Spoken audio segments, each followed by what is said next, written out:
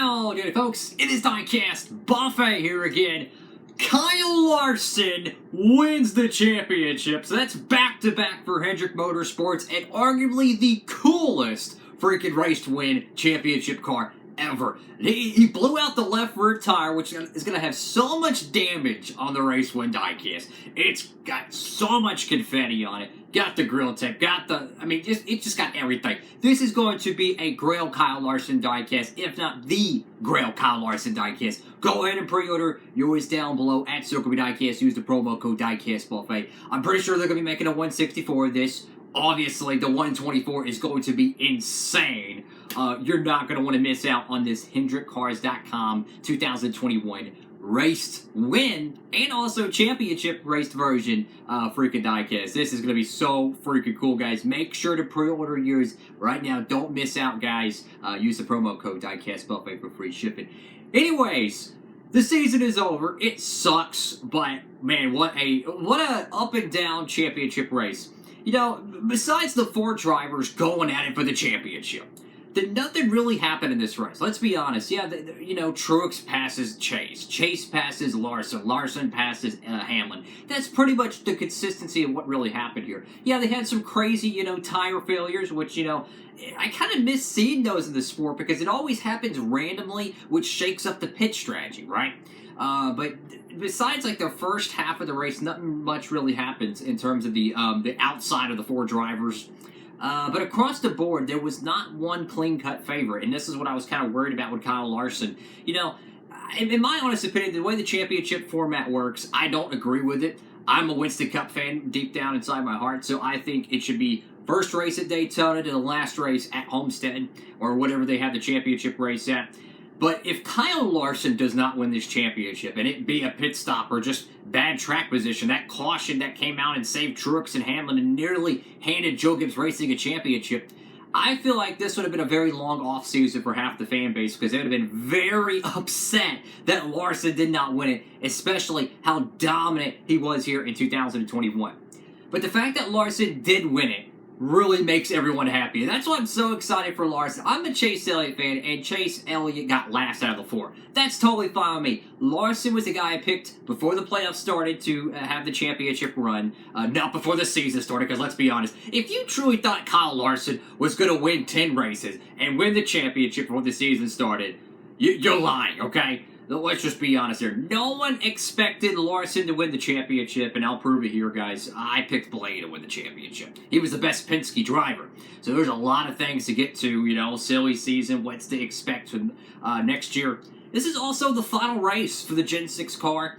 I don't know what's going to happen to the Gen 6 cars you have now. I imagine they're going to be recycled down possibly to ARCA or K&N, whatever they call it nowadays. But it's sad, because this was the last race of an era in NASCAR. The Gen 6 era is over. Of course, the door numbers are going to be moving up next year, which is ridiculously stupid. And that's why I think this race win diecast is going to be worth so much money one day, I think. Because you think about it, Kyle Larson, this is his first championship. The car is just going to be it's going to be covered in confetti and damage and stuff. But it also has the number right there in the middle. And to some people, they can't understand why fans like myself love the door numbers. But I feel like with this being the end of an era, it's just going to make this diecast just that much more popular. Who knows, they might overproduce it till the cows come home, so don't take my advice on that, fellas. But my point is that this is going to be a super popular car. Gen 6 is going to be remembered for a lot of different things. It's going to be remembered for, in my opinion, the best season was 2014. I feel like if you compare 2014 Gen 6 racing to COT racing or the Gen 4 racing, it's hard to tell a difference in terms of how fun it was to watch. I mean, 2014 was a ridiculously fun year to watch.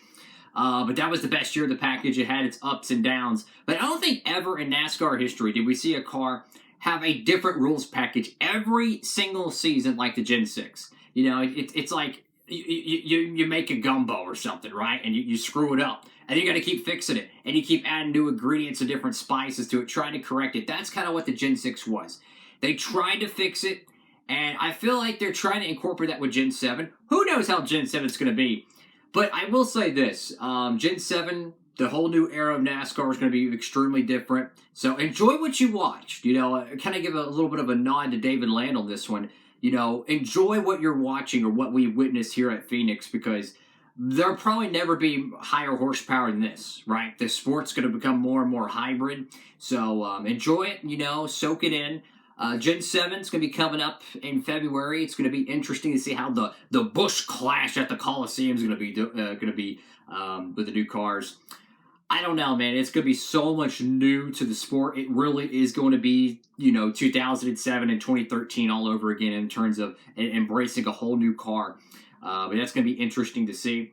We'll touch on the other three drivers in the Final Four. Hamlin, I feel like he was the worst out of the four, because half of the race he was kind of running, 10th through 6th. Kind of reminds me of A.J. Allmendinger and what happened last night at the Xfinity race, which was a crazy finish between Hemrick and Austin Cindric there. It was really pulling for A.J. Allmendinger. But it just seemed like he was playing from behind, so to speak. Chase Elliott was good, but not great. And I think that's what cost him the championship there. Truex, though, I feel like if that caution doesn't come out, he's going to win the championship, right? I don't think Hamlin would have caught him. I don't think Hamlin would have roughed him up. I feel like Truex is going to win that championship if that caution doesn't come out, but I think for the 13 car there. So I think Truex and Larson easily were the two strongest cars. They did finish first and second respectively, but, it was interesting to watch the top four, but I'll kind of end the video on this. Phoenix, in my opinion, it's a cool scene, the desert, it's warm temperatures where half the country's cold, you go to Phoenix and you get to watch them race in warm weather. But Homestead, Miami is where the championship should be, guys. I mean, if you exclude the top four, right, the championship four, the racing wasn't that special. And let's be honest, it's Phoenix, okay? The truck race was at times hard to watch, the Xfinity race. Besides the last few laps of it, in my opinion, there was a lot of dry moments in it. Granted, they did have 10 cautions. It was the best race of the weekend. But I just feel like Phoenix is not a good season finale race. I think the bigger the track, the better. Homestead, I think, would be a great shot.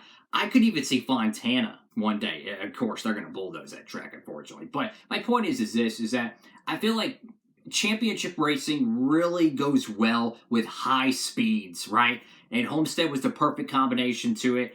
I just feel like Phoenix in general just doesn't have that good enough racing, and I feel like it would only enhance the product if we go back to a bigger racetrack there. What do y'all think? Make sure to comment down below, guys. I'm already missing NASCAR racing. It's crazy to think that we have to go through November, December, January, and then we get more racing. Yeah, not happy about that. We definitely need some sort of off-season racing series. Hey, what about the Superstar Racing Experience, right? SRX, they had the 6-race season during the summer. How cool would it be if they brought them cars back out for some winter racing? Bring it down to Florida or California, take the warmest spots in the country and go freaking short track racing, man. The off-season sucks. But it's going to be really interesting. I'll actually end the video on this, though. We may have seen the last race for Eric Almirola at Stewart Haas Racing. Obviously, we've seen the last race for Newman at Roush. Matt Benedetto, who knows where he's going to go. I really hope Matty D goes to the 10 car or better. Ryan Newman, I don't know what he's going to do. He might just be Greg Biffle and just and go run trucks or something. I have no clue what he's going to do. He might just pull a David Reagan and say, hey, I want to go plate racing. He could just say, I just want to go run Martins, but I have no clue what he's going to do. But one thing that I like about Ryan Newman, he's very marketable.